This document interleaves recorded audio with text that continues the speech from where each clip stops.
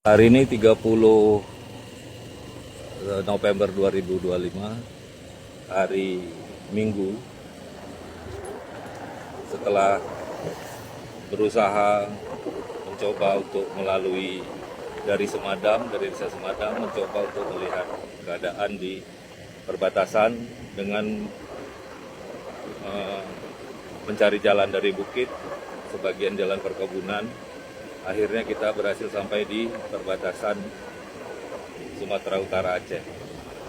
Kondisi di perbatasan Sumatera Utara Aceh telah penuh oleh kendaraan-kendaraan yang terdampar karena tidak bisa melewati banjir di Semadam. Alhamdulillah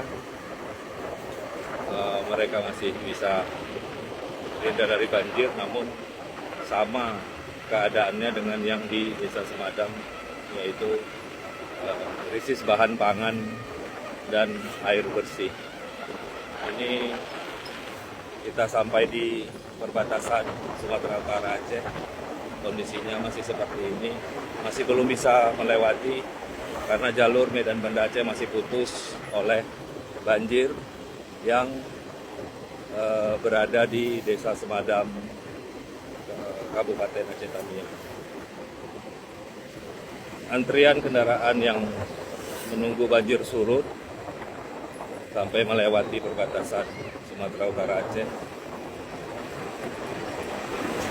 Belum tahu lagi berujung di mana. Yang pastinya mereka sudah berada di sini untuk antri menunggu banjir surut selama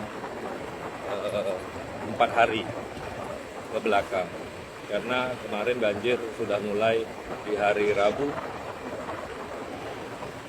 Sampai hari ini mereka belum bisa berjalan menuju ke Banda Aceh. Demikian sementara ini kami laporkan, update terus berita banjir Aceh Tamiang dari Semadam. Assalamualaikum warahmatullahi wabarakatuh.